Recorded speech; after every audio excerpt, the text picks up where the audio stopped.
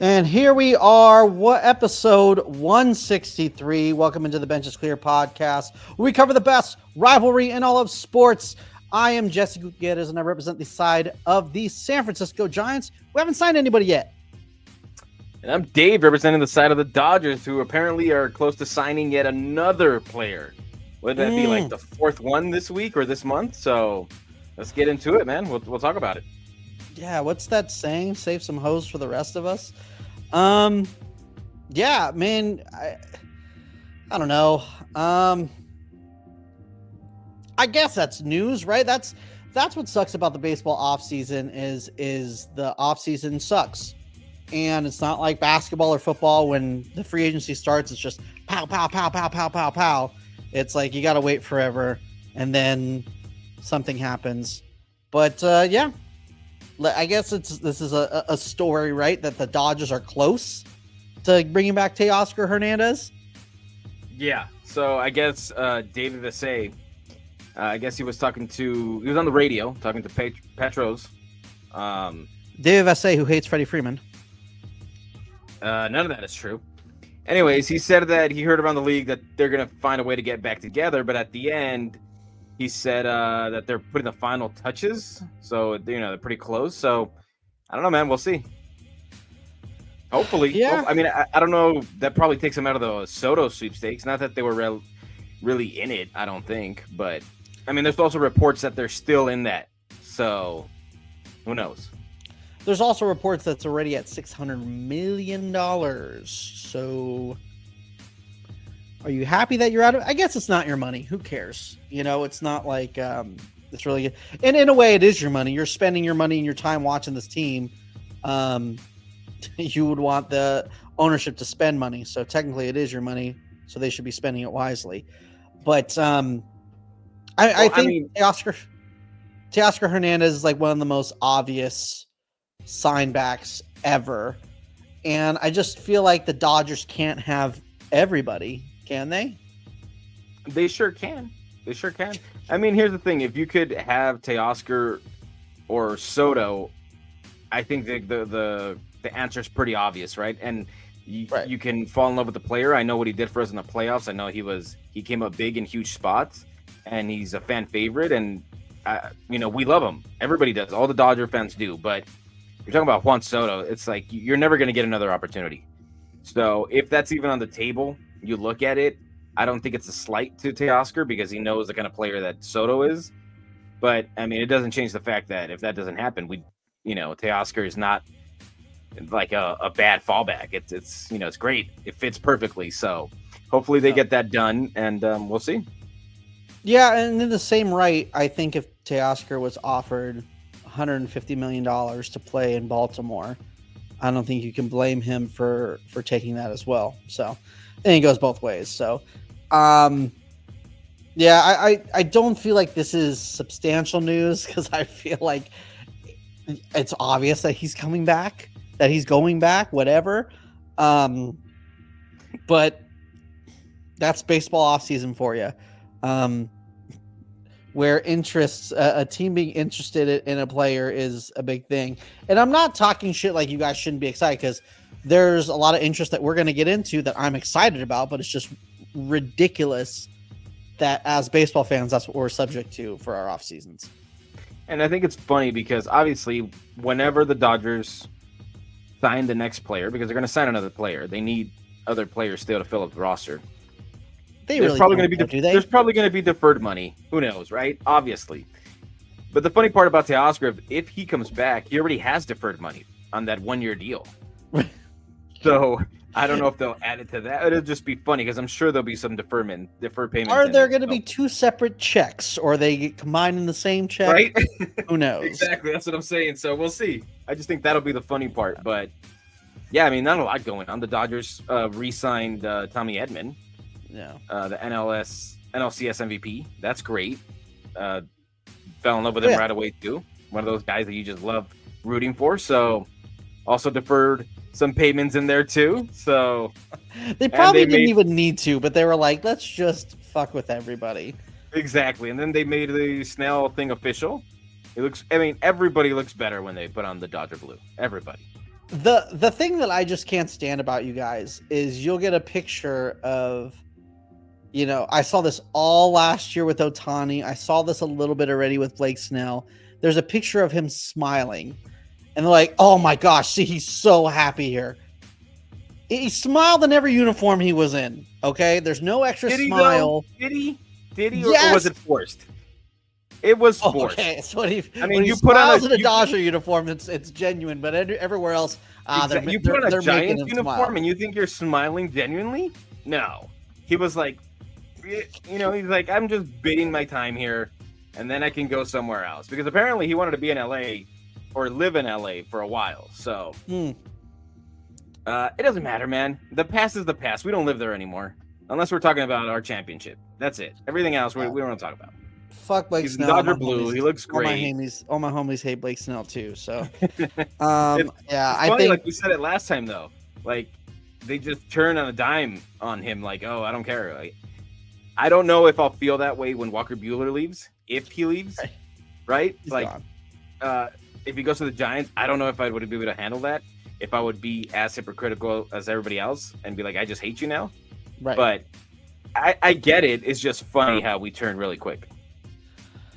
You got to. I mean, that's part. I think it's just as fun to boo as it is to cheer, and you got to find a reason for both. So, whether it be, and you can find a small reason to do it. So, back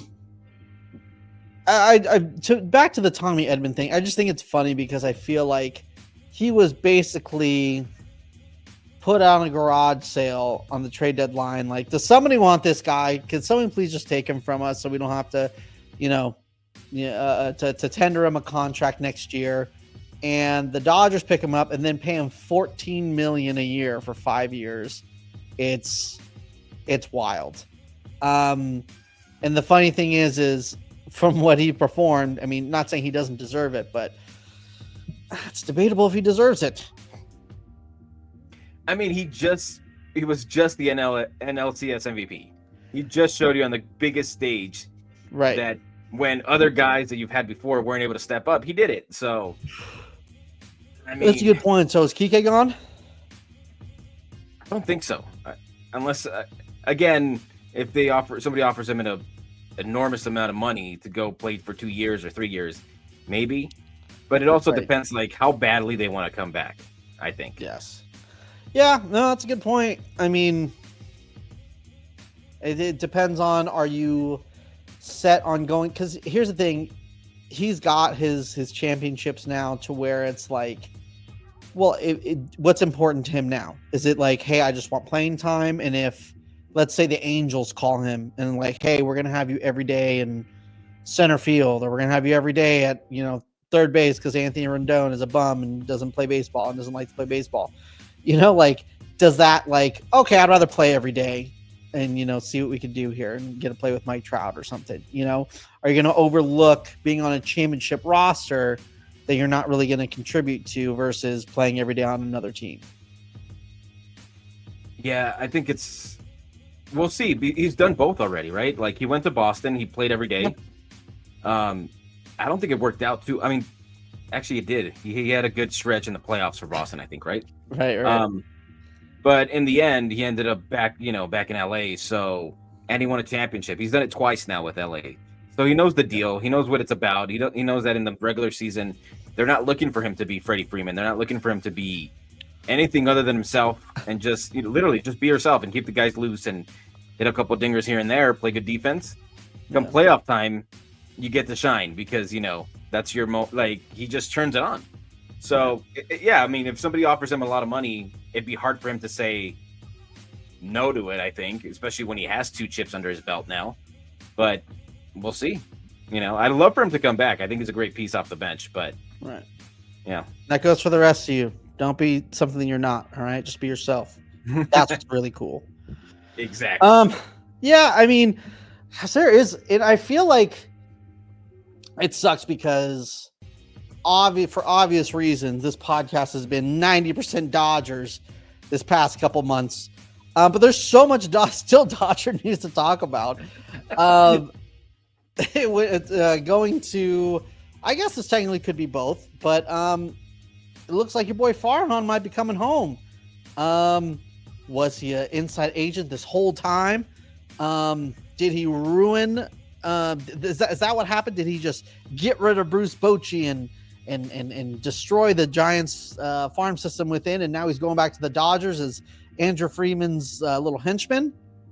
Hey man, it's one of the other, right? One of two was like, he's like, I can go be my own thing. And in 2021, he almost did. He had a really good team, and then they overperformed. Whatever it was a really good year.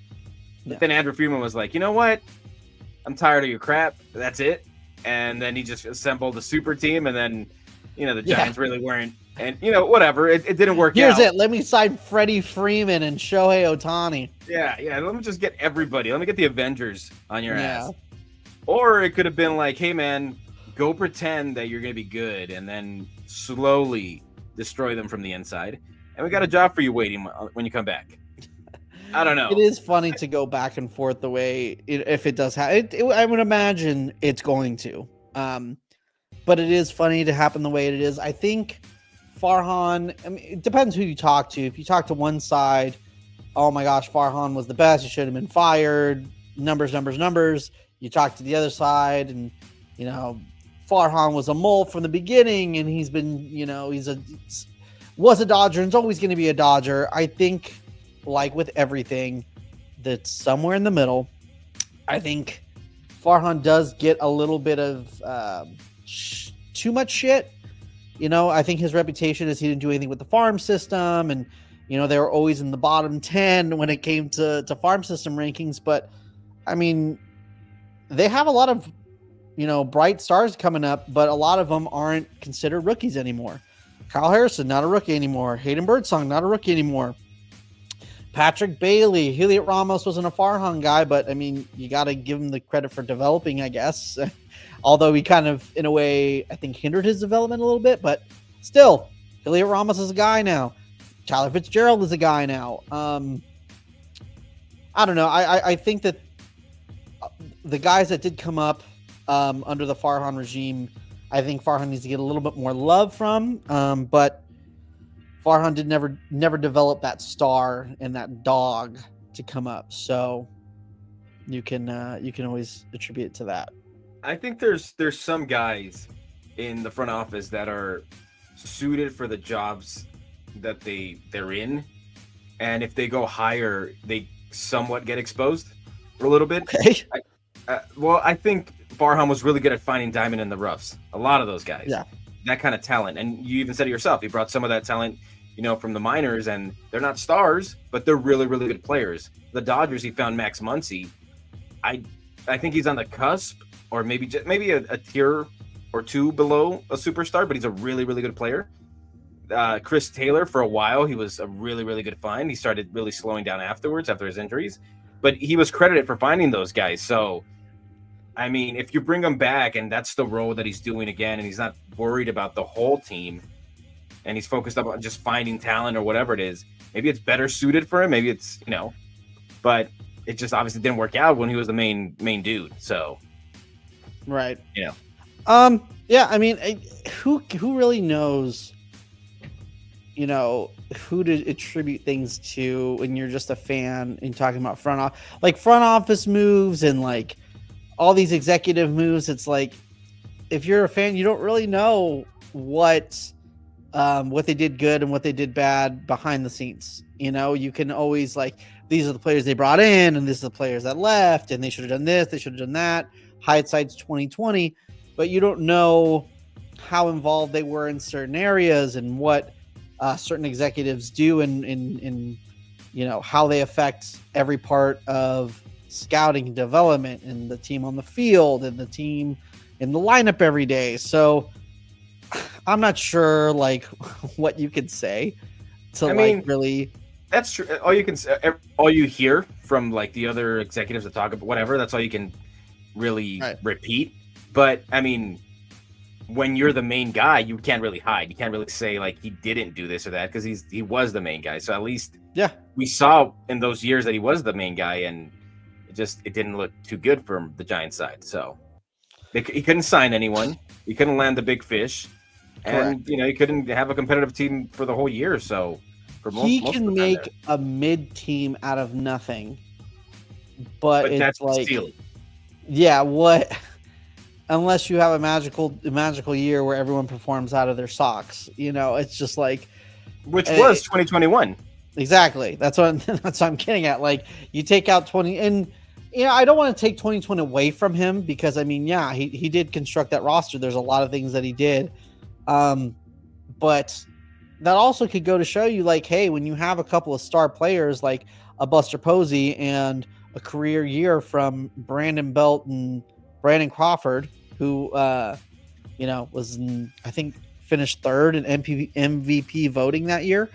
That the midness that he puts together out of nothing could be a really great team, but when you can't get another star to come back to your team, that kind of sucks. But I'm sure he's going to find a lot of diamonds in the rough. He's going to that 39th and 40th guy on the roster for the Dodgers now is probably going to be a little bit better. Maybe you could say that, but I guess welcome back. We'll see. Yeah. I mean, it's going to happen, right? It's not like, yeah. I don't see it like, it just the talks just stalled or something. It's not. Yeah, it's a front office job. It's different, I think. Yeah, fuck Farhan. All my homies hate Farhan. I think it is, I guess, a little important to mention that the Giants did promote a new scouting director. They got it from the Pirates, a guy named Hadi Rod, I believe is his name. He was with the Pirates before. Dude, like we said earlier, who knows what that means? The San Francisco News are dry right now. That's how dry it is. Yeah, it's desert right now. We're talking about pro scouting directors, which in a way, like, the Pirates draft well. I mean, so you could look into that. They develop well. That's how they're able to. That's why they're good right now. Their payroll ain't shit. So that's where you can go with it. Hopefully you get part of it, but that's, I think, the most you can really. We're mad at the Dodgers for buying stuff, and you got the Giants over here stealing from the lower teams and all, stealing their resources. Like, come on. It's like Robin Hood stealing from the poor and giving to the mid. Hey, but talking about stuff that we hate, Okay. Let's talk about the golden rule, dude. The golden rule. The golden at bat? The golden at bat, yeah, not the golden rule. The golden at bat. The golden rule stays. The golden rule of their golden at bat. I'm trying to think of, like, because I mean we're probably like the 20th baseball podcast to talk about it, right? So I'm trying to think of like something that maybe hasn't been said or maybe hasn't like been thought of in this rule. I think it's universally hated, right? And I think it goes without saying, right? There's so many things, the cliches that are very important and very true. I mean, you don't get, you can look at both teams. Travis Ishikawa's big moment doesn't happen. There's so many, even if you go back in time, shot heard around the world. I mean, that at bat would have been easily been given to Willie Mays. Like, there's so many moments that are going to be taken away, not only from the bottom of the order that could be the hero. I mean, Kike Hernandez probably wouldn't have the postseason pedigree that he has. I'm sure some of his at bats would be given away. But also you got to think of, it could affect the number 2 and the 3 guy. And if you're looking on your side of the fence, your 2 and 3 guy is Mookie Betts and Freddie Freeman. Does that home run happen? That walk-off home run happen with Freddie Freeman, or does Shohei Ohtani go back to the plate? And I mean, let's be honest, Shohei Ohtani's better than Freddie Freeman, so it could have been the same outcome, but you never know. It could have not set Freddie Freeman on that crazy trajectory where he's hitting a home run every game. So, and for the most part, baseball, when it comes to the postseason, it's all about strategy, man. I know it doesn't seem like it a lot of the times, but it is strategy. Like, Roberts has a plan, right? Or whoever it is that's out there has a plan. And if it goes to plan, then everything works out. It's great. But if you're going to throw a wrinkle like this, like, let's say, he brought in Trinan to face, Judge. And that at bat, he gets that one pitch that he fools him on. And, okay, awesome. But then it's like, okay, now I got you. I'm going to go again. and I'm going to take somebody else's at bat. And now, like, so the specialists that are coming in, they're also going to be obsolete because what's the point? Like, it affects them too, the guys that are coming in to pitch. So it's just, I don't see the upside in it. The game with Ohtani in there in the playoffs was really exciting. He didn't do anything in the World Series, but it's still exciting. So what more do you need to do to make it more exciting? I don't understand if that's the only upside to this rule, because everything else just seems like it's like it seems like you're gonna have to work it out. It's very too many moving parts. Right.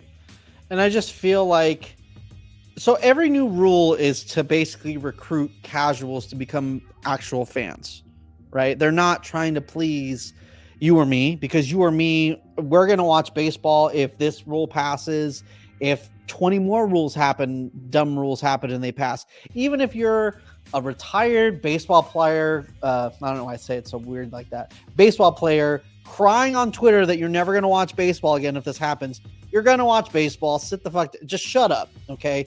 Because you sound like an old man. It's a dumb rule, but don't do the whole, I'm not going to watch anymore, when we both know you're going to watch, okay? Let's not be that guy. The thing that I feel like it's really going to affect is you're trying to get the casual fan, but a lot of casual fans fall in love with players that aren't stars. Every team has fan favorites, and you're taking away the moments that they become fan favorites, if that makes sense. Kike Hernandez, fan favorite for big moments. There's a lot of players that, I mean, there's a lot of fans that have a favorite player that's kind of not a star, and you're kind of taking that away, I feel like. So exactly, because when casual fans tune in, it is for the playoffs. It's not for the game in the middle of, July or whatever it is. It's for the playoffs, when it's exciting to them, when there's something on the line. And like we said, the Chris Taylors who hits a ball up the middle versus Houston to tie up the game, like that doesn't happen. You said the walk-off home run in 21 against the Cardinals. Whoever it is, all these moments from players that are lesser known to casual fans probably don't happen. So I don't think it passes, because I think even if it did pass, the players would find a way to, at the next meeting or whatever it is, they, like, we want it out of here or something. I just don't think they'd go for it. So that's true. I just feel like Manfred could just implement rules. I mean, they did that with, I think, what was the rules they just added, or they changed the rules as far as time clock. I think they took away a couple of seconds. And here's one thing that I feel like hasn't been said about the golden rule. And the reason why rules like this, I feel like, are being even considered is, whose fault it is? It's every douchebag with a microphone and a podcast, and that is 100% including me.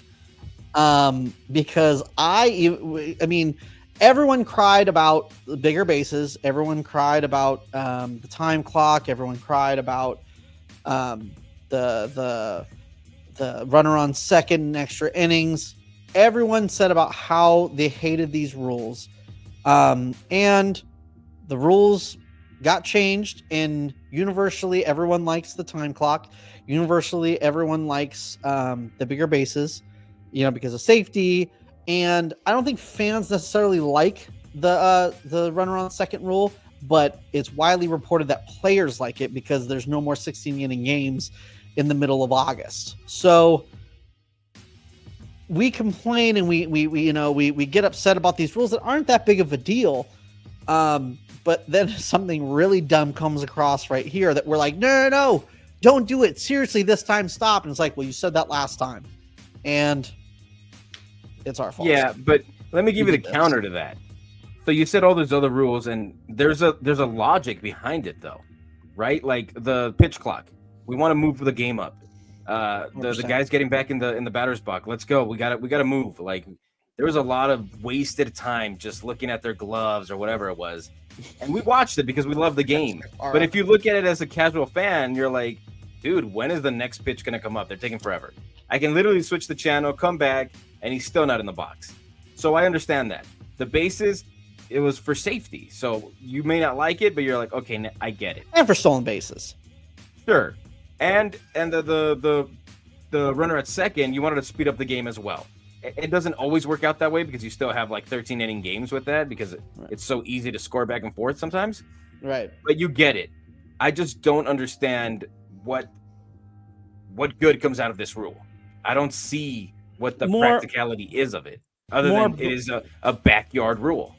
Right. Backyard, like a game. I would say it's just more big moments for stars. I mean, if Tommy Edman hits a walk-off home run, I mean, yeah, Dodger fans, you're going to go crazy about it. 100%. You're going to Tommy tanks, whatever, all day. But if Shohei Ohtani hits that walk-off home run, it's on Sports Center for a week straight. It's, it's everywhere in freaking Japan. They're trying to get more highlights from stars that they can push. I mean, that's the name of the game. I understand what they want to do. What I'm saying is, how do they sell it and say this is good for the sport, for the players? You know what I'm saying? Because everybody always says, and we've all said it, baseball is the most romantic sport. Like, right. The beauty of baseball is that a shitty team that just makes the playoffs can beat the Dodgers, the big bad Dodgers, the big bad Yankees.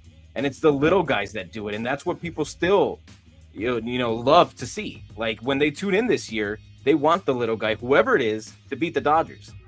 Right. But then if you're taking that opportunity away from them, from the players, like it takes something away from the game, I think. 100%. I 100% agree with you. I'm just kind of, I see where the idea can come from. I just think it's dumb. And it's just too much novelty. The All-Star game. I don't even like it in the All-Star game because here's the thing. Everyone who's there it's something that they work towards. That's a huge accomplishment to be on an All-Star team, and to do that for an All-Star game and even take away on a game that doesn't fucking matter. No one watches it anyways. It doesn't matter what happens. It's like, say, I don't know, Heliot Ramos. Heliot Ramos had a great start of the season. He had a crazy journey to finally have a spot in the big leagues. He does so well. He gets to the All-Star game. Imagine you're one at bat in the All-Star game when you barely crack an All-Star roster. It's getting taken away from Shohei Ohtani. That's also screwed up. Like I just really. No, I think it's it's a game that doesn't mean anything. The badge of honor is always going to be with you. There's times where a guy comes in and he, like you said, he's waited his whole life or whatever it is. He doesn't even get an at bat. He doesn't even get to play because the game means nothing, and they put him in so late. He doesn't work. He doesn't get an at bat. It doesn't matter. Some guys don't even pitch. It doesn't matter to almost everyone except for that guy that's worked that hard. So I would hate that in an All-Star game. I could see like a WBC. I could see that. That's fine. You want to do it in. But that's where we disagree, because you're saying that the World Cup of baseball is less important than an All-Star game, when it's not.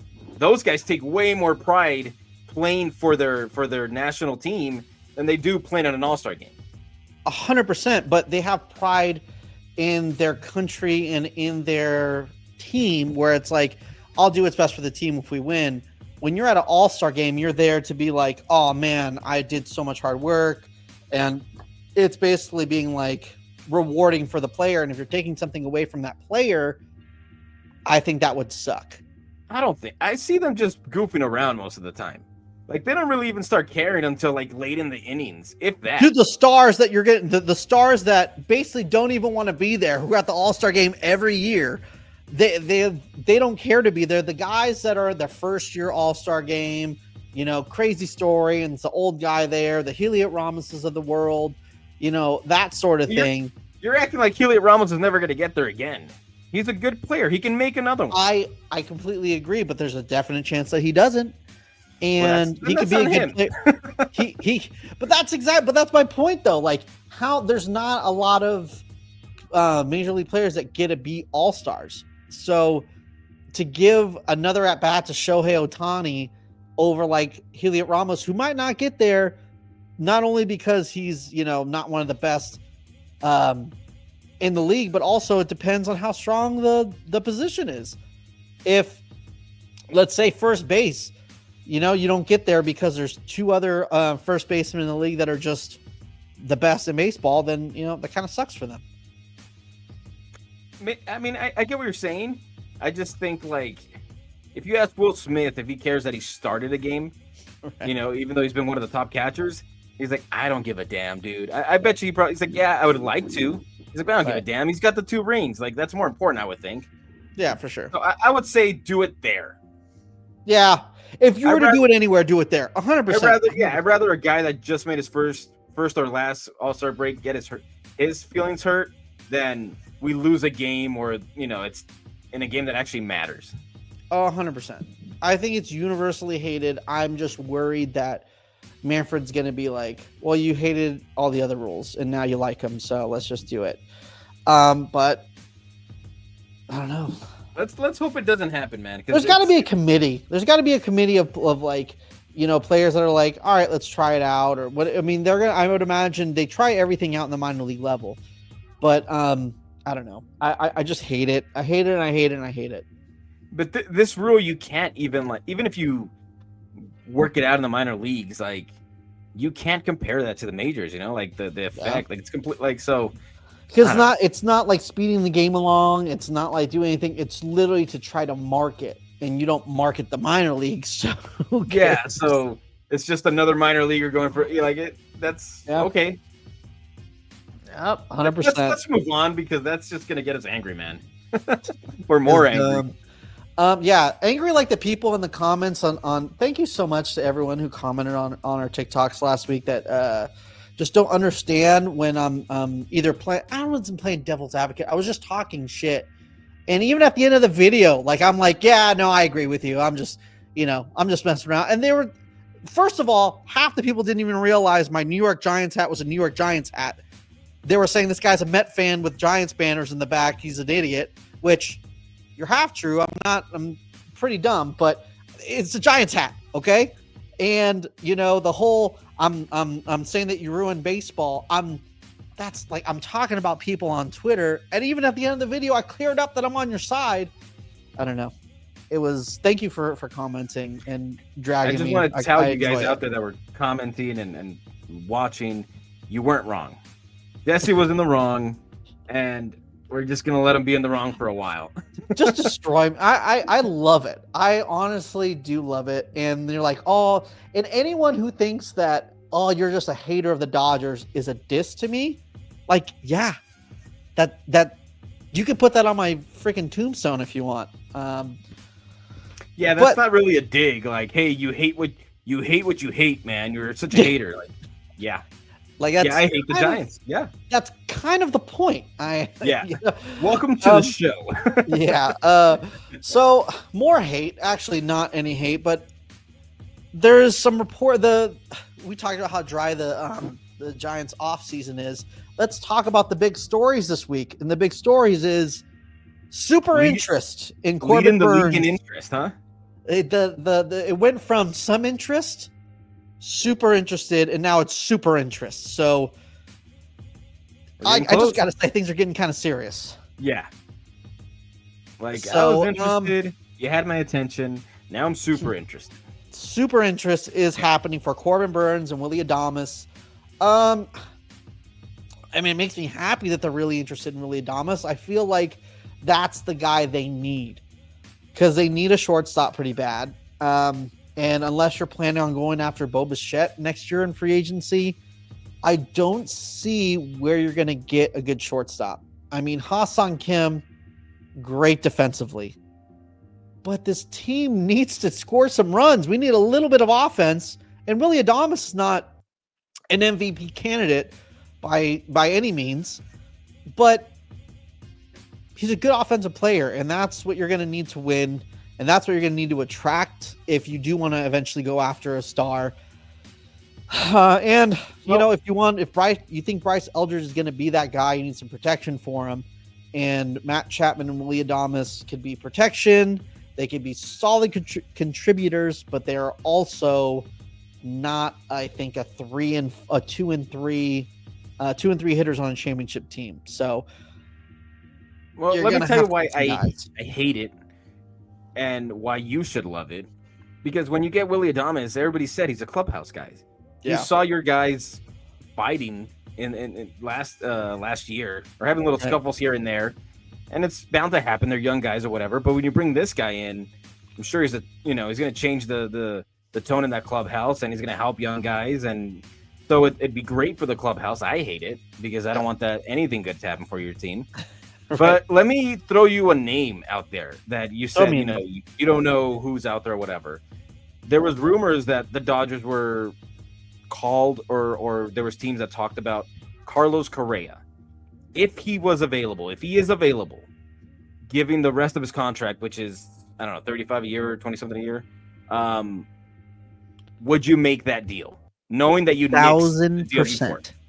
1,000%. I think that you would make that deal over anybody, in my opinion, just because it's crazy that level of player only got a 6-year deal. Yeah, I understand the ankle stuff and all that kind of stuff, but he was 27 and got a 6-year deal, and he's that good. I understand the reasons why, but after the 7th year, he has to have a certain amount of plate appearances for them to even be a club option.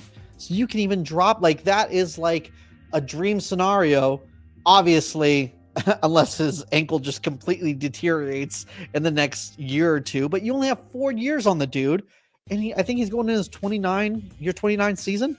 So it's and I think Willy Adames is going on his 29 season right now. So they're the same age. Who are you going to pick, Willy Adames or Carlos Correa? I think it's one of the easiest answers ever. I think, I would 100% say Carlos Correa. Way better bat. And Carlos Correa won a platinum glove. Willy Adames has always been a good glove at shortstop. Last year, he had the defensive metrics hated him, and he actually did not have a good year. But I feel like if they're so good and then 1 year they have a dip, I just feel like they're going to come back. I think it's just they always change defensive metrics, and they're always working on them. And the way guys are positioned, maybe it was a Brewers thing. I don't know. I just feel like I don't read in so much into 1 year when it comes to bad defensive stuff when they've always been good. So, especially when you got Matty Chapman on third base, you only have to cover a little bit right there. Come on. Yeah, especially when you're talking about leaders, like this guy's vocal, man. He makes his presence known. And if you want to combat what the Dodgers are doing, why not bring over the ultimate villain, the guy they all hate, right? He's a good leader, and the Dodgers hate him. And if you're not going to get Soto, you get him and Burns. That's a good offseason. 100%. If you're a Giants fan. I think if they are exploring those trades, I think you do whatever you got to do to get Carlos Correa. Especially if you eat all that money, you're probably not going to have to give it that many, like a crazy amount of prospects or your top prospects. So I don't know. I think you definitely got to do that, but it's either one of those two guys or Bo Bichette, or else there's nobody. Like there's nobody for a while that's that great. So I don't know, man. I think you got to get one of those two dudes. And in my opinion, I think there's no universe where the Giants get Burns and Adames, because they're losing out on the picks and the international draft. Which, should that be important? Probably not, but it is important to them. So I think with the qualifying offer, I think you prioritize Willy Adames. You try to get him in, and then if you're looking at getting a starter, go the next tier down that doesn't have the qualifying offer attached. Go for Jack Flaherty. Go for a Shane Bieber. There's plenty of arm talent that's going to do well with a really good defensive catcher who's the best framer in baseball in a big ballpark. So, I mean, I think you got to go Corbin Burns, dude. I think if you're going to pay top dollar, 100%. Yeah, I mean, obviously because it's Corbin Burns, right? But I think everybody else is going to get overpaid. I think the market for pitching is really high. So if you're going to overpay, pay for the guy that's already like, right. I love Flaherty, but if you have Flaherty or Burns that you're going to overpay for one, it's pretty easy. For me, I feel like it's one or the other as far as Burns or Willy Adames. And because of where they're at, I just feel like I would rather have Adames and Flaherty than Burns and Ha-Seong Kim. Yeah, I guess it also has to do if you do get Adames. Yeah, that would make sense. Yeah, but that if they can get both, that's the ultimate dream scenario. Like, yes, 100%. Do whatever you got to do. Screw over the picks for these next couple years to get those two guys and have them, in your organization, and hopefully you can develop a couple of bats or trade a starter away for a good bat, whatever. And then just load up on those draft picks next year and the year after that, and do what you got to do. Yeah, man, because baseball is better when rivalries are going good, Right. When the Yankees and the Red Sox are playing meaningful games and not just games that ESPN puts on and they're boring as hell because neither team is doing too good or one is good. Same thing with the Dodgers. Like, the Dodgers are just too good right now. The Giants are not on par. We need them to get a little bit better because when the rivalry is good, baseball's better for it. And that's another thing too. Like, I feel like that should be a priority for someone like a Buster Posey, who is also a part owner, to be like, he even said in his press conference, I'm here, I'm in the memory making business. Well, then you're also going to have to do some good marketing stuff. And if you can attach, like, hey, let's reignite the rivalry, that brings a lot more people to the ballpark. That brings a lot of people don't want to go to the ballpark when they know the Dodgers are going to run up 9. You're going to get your ass kicked 9-0 at your own ballpark. It's like, I don't really want to go. Someone like me, I'm a weirdo and I'll go to all 4 games and be pissed off the whole time. But the average fan is going to say, this Dodgers team, this Giants team, I'll wait till they play the Rockies and maybe I'll go to a game. You're not going to want to go to a 9-0 blowout in your own park. So that Mickey Mouse, the hat or the ears, yeah, it plays a lot better if you're a better team and you're winning. Like, if you're beating the Dodgers and wearing them, it's hilarious. You're trolling them, right? But it doesn't work when you're getting down 9-0 and you're wearing the, nobody's going to get them or whatever. Like, you need a competitive team because 100%. The rivalry, we need it. It's good for baseball. And I do want to also say, I feel like the Mickey Ears thing was so overblown. Oh, it yeah, was definitely. I think it was a Disney promotion that Dodger fans thought it was about them, and it was like, it's just a Disney promotion, dude. I don't think that it was a Disney day at the park. I mean, again, like you said, like, the rules are the podcaster's fault. Anything Disney now is MLB fans' fault because they correlate it with the Dodgers. Because of 2020, everything Disney, everything Mickey is like, 100%. So yeah, I could see you knew what you were doing, but you could do the Michael Jordan thing, find any reason to take it personal. I get it. I'm just saying I think it was a little overblown, but yeah, I get it. Makes sense. Man, I feel like this might be the last week of, like, how do you say, like,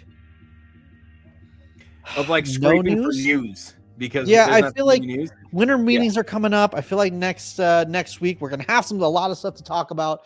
I think I saw the winter meetings are going to end on Friday next week or Thursday next week. No, it's from the 8th to the 8th to the 12th. So I don't know. Maybe you're right. That's Friday next week, right? Right. So we're gonna try to we're gonna have everything. Yeah, you said the 8th to the 12th. Yes. 12 is Thursday. We're gonna probably podcast a day after than we usually do, just because we want. I feel like this winter meetings. We want to try to get everything in because there's gonna be some late at the buzzer deals, so we might be a day late. But because there's not a lot of baseball news, I think Dave and I want to do a little something different, non-baseball related, and it's the holidays, people. So we want to talk not only baseball, we want to talk some Christmas, and we're talking Christmas movies. We're gonna pick our top 5 Christmas movies. Dave, let's hit it.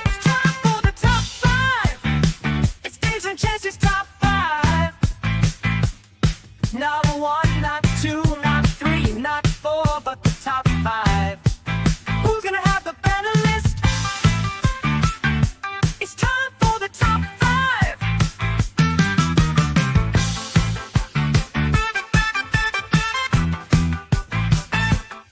Yeah, yeah, ham and eggs coming at you. I am exhausted from just watching them dance. Imagine trying to do that. That thing was 25 seconds. Imagine trying to dance for 25 seconds. I'm out after 5. I'll give you a good 5. And that dancing is just here. That's it. So, yeah, I mean, I think Christmas movies are probably one of the best subgenre of movie to get into if we're going to do something random. But Dave, I'm going to give you the first shot. Top 5 Christmas movies. Where are you going? Okay, I have them in order. So, but there's rules, right? Okay, so we're going to have 2 top 5s. If we have the same movie, we have to cross it off and switch it, because we want to know from the people that are listening whose list do they agree with more. So That's right. We'll see. Okay, for number 5, I don't think a lot of people talk about this movie. I think it's pretty funny. I'll watch most of the stuff that this actor's in, and I thought it was cute. I thought it was a good movie, pretty funny. Fred Claus. I have not seen Fred Claus. Vince Vaughn plays Santa Claus' brother, who's a no-gooder, ne'er-do-well. Gooder. And just a pretty good movie. Paul Giamatti as Santa Claus is pretty funny, and it's a good time. That's my number 5. Might have to work that in. A couple of good Christmas movies. I think an honorable mention to me was Claus. I don't think I'm going to go for it. But yeah, I'll definitely try to work that one in. I'm going to go with my number 5. Since you went Vince Vaughn, I'm going to go Vince Vaughn as well. And I'm going to go another, I feel like, underrated Christmas movie. And Four Christmases is probably one of the funniest Christmas movies of all time. Gosh, so many good lines in that movie. Where the kid's beating up Vince Vaughn, saying to Google him, bitch. It's just so good. Like, every single time you play, like the games that they were playing, so many good quotes from that movie. Four Christmases. And if you're a couple, you understand the pain, because you have your family, you have her family, you have like friends and like all these places that they want you to visit, and you only have so much time. So yeah, that movie's pretty good. I agree with that one. I think that might be the funniest Christmas movie of all time. Because we're talking about best Christmas movies. It wouldn't be like number 1 Christmas movie, but as far as just being funny, that might be it. It's all right. I don't know if it's the funniest, but I would have a hard time finding another one at the moment that's funnier than that one. Think about it. Stew on it. Yeah, I'll think about it. Let me give you my number 4 for now. Give it to me. It might be a little low on this list, but it'll make sense once I'm done with all the other ones. I'm gonna put Home Alone at number 4. Okay. It's a classic, man. It's a classic. Yeah. The bandits, all the tricks, all the scheming, everything. It's a classic, dude. There's so many lines from that movie. The yelling of Kevin, him using the aftershave. It's just funny, dude. It's a good movie. Yeah, Merry Christmas, you filthy animals. There's some, yes, it's a classic, but I feel like maybe it gets a little overrated because it's a classic, though. But I don't know. But there is a scene I do want to talk about that someone mentioned to me a while ago. Why did the pizza guy, who assumed he was getting shot, not call the cops? Why did he just bolt? He's like, all right, well, I'm just going to go on with my shift. Pizza men suck, that's why. No, I'm just joking. Tip your pizza men really well, guys. They have it really rough out there. Number 4 for me. I was debating if this was technically a Christmas movie, but I just enjoy it so much. I think there's Christmas in it. I'm going to go for it. I'm not talking the movie you might be thinking of. I'm talking about Just Friends.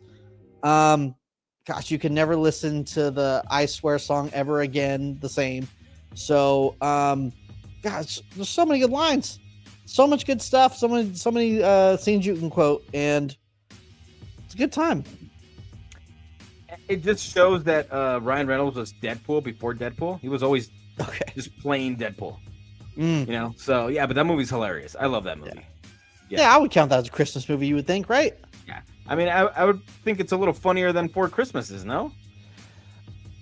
I think it's close, but I think maybe just because I am married and I use a lot of I quote movies way too much, so like I use that movie a lot in my everyday life. I call my wife an unfit mother all the time because of that movie, even though she's a great mother. But you know, it's a good time. All right. Yeah, I would still say it's funnier, but I think I would watch Just Friends over Four Christmases for sure. Okay. All right. Let me give you my number 3. Let's move on All right, quickly here. Quickly. Alf. Oh, okay, okay. Classic, Yeah. dude. Do you have that on your list? I do, but you got it first. It's good. I got extras. No. I'm gonna let you have it because Why? I No. had one- You take Elf. It's fine. Okay. All right. I'll take Alf. Bye, It's buddy. funny. Hope you find your dad. There's so Hilarious. many. Yeah, exactly. And then the whole him sitting on his dad at the end of the movie when he's, it looks like he's gonna kill him. Just so many good. Call me an elf one more time, right? Who do you think would win in a fight, Miles Finch or Tyrion Lannister? Miles. You think so?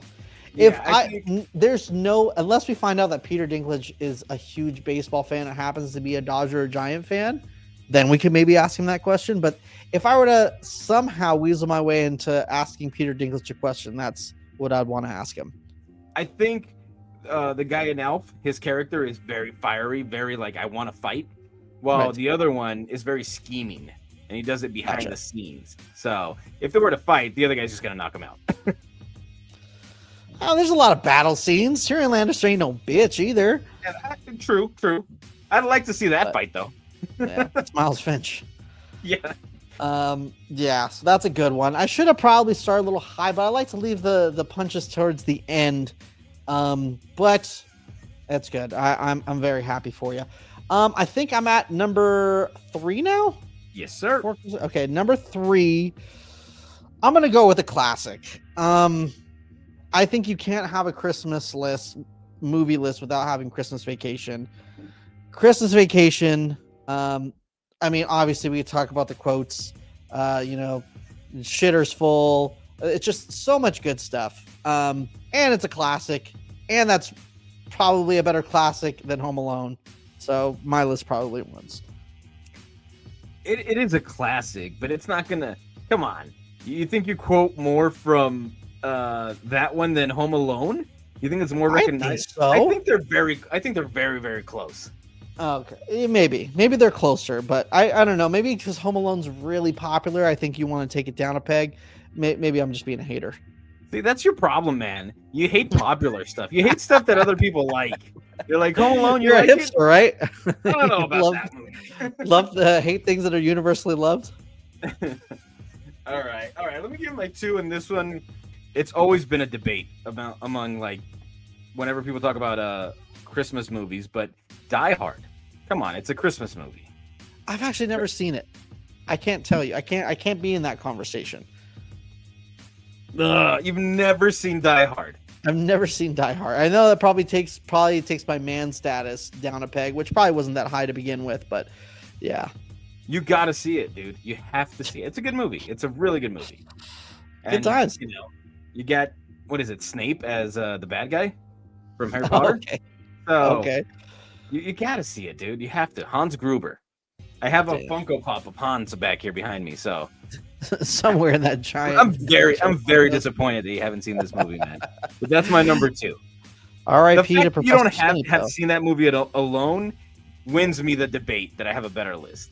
Oh no, because I'm gonna pick a number 2 here.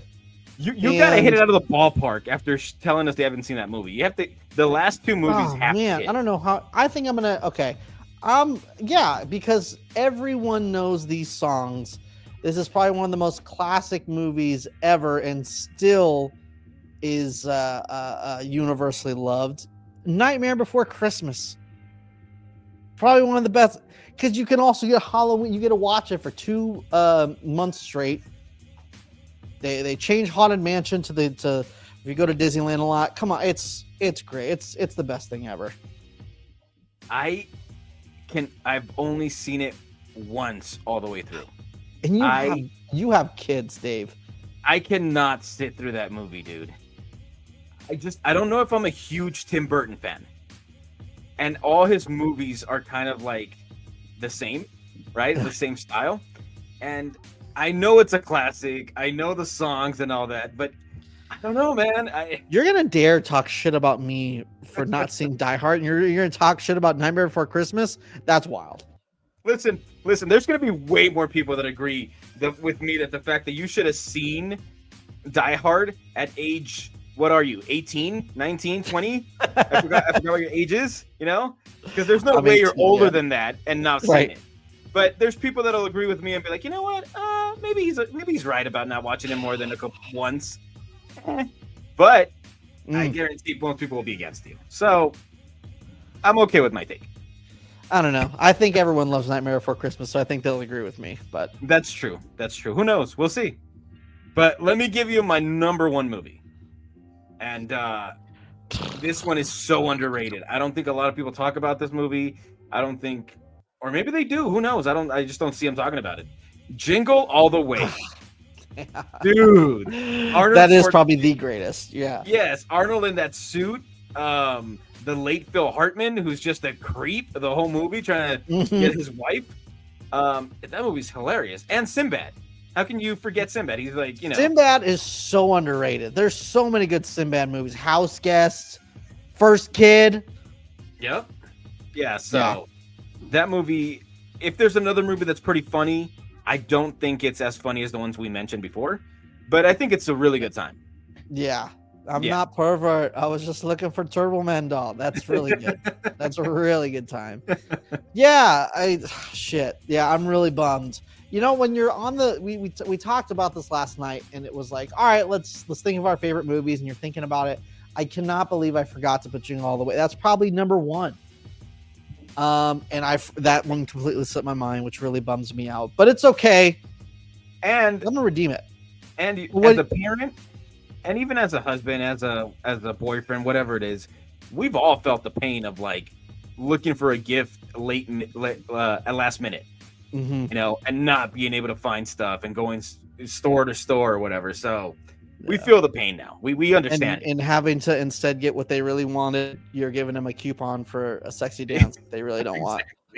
So who knows? Maybe I've used that move one or twice before, but nonetheless, I'm going to redeem everything with this right here because I don't understand how you don't want to pick probably the greatest Christmas character of all time.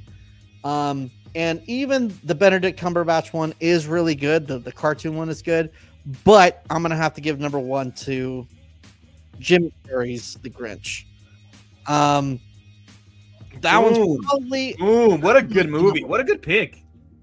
Redeem yourself with that pick, man. That one's so good. So good. And it's crazy to think that those movies came out like in our childhood. Like that was like, I feel like that was like peak. Jingle All the Way, Grinch. Gosh, man. So many good things about that Grinch. What are you, a wild animal? I said it to my son like 30 times a week. Yeah, and it still holds up. It's still funny. It's still still hits. So anything with Jim Carrey works. I don't know if The Grinch is all time, but Jingle and The Grinch, they're pretty close. I think they're both really good, right? At least in our eyes, we really love them. So who knows? Yeah, your list, the listeners' list may be completely different. And that's okay. Just more movies that we can watch if we haven't seen them. It's 100% fine. You could be wrong all you want. So exactly. It's okay to be wrong. Yes. But man, thanks for hanging out with us and talking about our nonsense and getting inside of our minds and how in the Christmas movies we watch. And thanks for hanging out with us. Make sure to subscribe to us on your favorite podcasting platforms, as well as YouTube and all the socials. Make sure to hit us up on TikTok, Benches Cleared, where everyone thinks I'm dumb and I don't know anything. Get in the comments section. Tell me I'm dumb too. I'll talk back to you and I'll be like, nuh-uh. Say Instagram. There's no way you beat their podcast, Twitter or X, whatever you want to call it. Benches Cleared. Dave, what do you got from them? Nothing. Absolutely nothing. I'm just kidding. Hopefully it gets going in this winter meetings. If Soto signs, I think that opens up the floodgates. But if not, I think we see a lot of pitching movement going around. So hopefully we have a lot of exciting stuff to talk about, and we'll be here next week, Friday, with you guys. Yeah, we're going to be late, so be paying attention, and we'll see you next week. And we'll be talking about all the moves because it's going to happen.